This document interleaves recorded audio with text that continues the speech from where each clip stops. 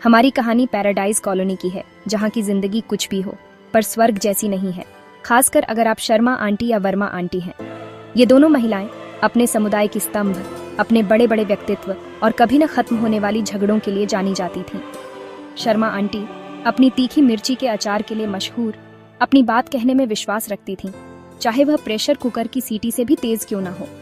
उनकी रसोई उनका राज्य था और उनके अचार उनके सबसे कीमती खजाने थे, जिन्हें वे पड़ोसियों के साथ साझा करती थीं, लेकिन बिना अनचाही सलाह के नहीं। वर्मा आंटी गपशप की रानी एक रसदार कहानी को सूंघ सकती थीं, इससे पहले कि आप आलू के पराठे कह सकें।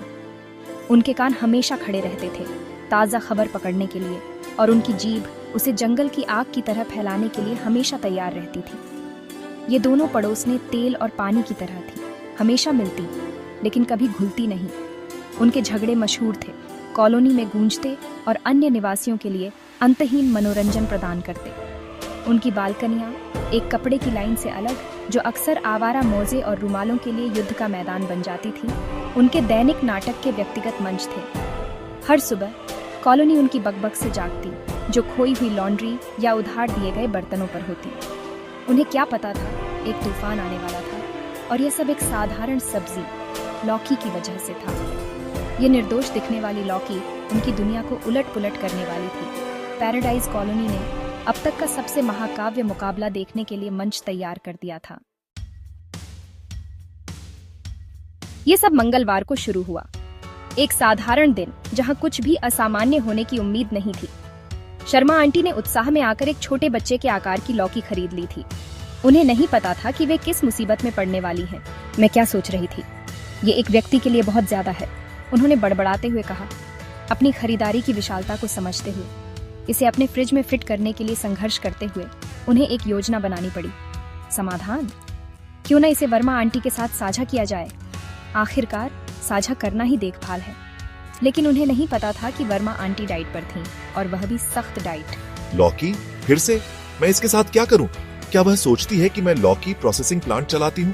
ये बहुत हो रहा है, वर्मा आंटी ने सोचा, अपनी आंखें घुमाते हुए। हालांकि हमेशा की तरह शिष्ट पड़ोसी होने के नाते वर्मा आंटी ने लौकी को नकली मुस्कान के साथ स्वीकार कर लिया। वह मना नहीं कर सकती थीं, क्या कर सकती थीं? लेकिन असंतोष का बीज बोया जा चुका था। इस छोटे से साझा करने के कार्य ने अनजाने में घटनाओं की एक श्रृंखला शुरू कर दी थी। जैसा कि उम्मीद थी, लौकी की घटना जल्दी ही पैराडाइज कॉलोनी की चर्चा बन गई। गुप्ता आंटी, जो नाटकीयता की शौकीन थी, ने कहानी में अपना मसाला डाल दिया। मैंने सुना शर्मा आंटी ने वर्मा आंटी को लौकी के पराठे कहा। उसने मिसेज अय्यर से शरारती मुस्कान के साथ फुसफुसाया। जल्द ही पूरी कॉलोनी लौकी की लड़ाई की बढ़ा चढ़ाकर बताई गई कहानियों से गूंज उठी। इस बीच शर्मा आंटी और वर्मा आंटी, जो उन्होंने गपशप के तूफान को जन्म दिया था, से अनजान अपने दैनिक कामों में लगी रहीं, हालांकि थोड़ी अधिक नाटकीयता के साथ। चरमोत्कर्ष तब आया जब कॉलोनी की वार्षिक दिवाली पार्टी चल रही थी।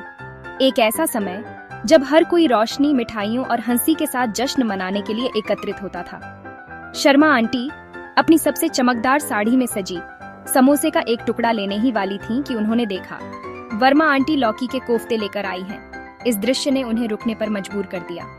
दोनों आंटियों ने भीड़ भरे कमरे के पार एक दूसरे की आंखों में देखा। उनके चेहरे के भाव अनजान आंखों के लिए पढ़ना मुश्किल था, लेकिन उनमें वर्षों का साझा इतिहास और मौन प्रतिस्पर्धा भरी हुई थी। हवा में एक तनावपूर्ण सन्नाटा छा गया, जैसे पूरा कमरा अपनी सांसें रोककर देख रहा हो कि आगे क्या होगा। और फिर कुछ अप्रत्याशित हुआ। वर्मा आंटी मुस्कुराईं। यह कोई साधारण मुस्कान नहीं थी। यह एक नकली, औपचारिक मुस्कान नहीं थी, बल्कि एक सच्ची, गर्मजोशी भरी मुस्कान थी, जो उनकी आंखों तक पहुंच गई और तुरंत माहौल को नरम कर दिया। आपकी लौकी, शर्मा जी, उन्होंने कहा, अपनी आंखों में चमक के साथ सब्जी सौंपते हुए। इससे सबसे अच्छे कोफ्ते बनते हैं, उन्होंने जोड़ा। उनकी आवाज में सच्ची सराहना भरी हुई थी।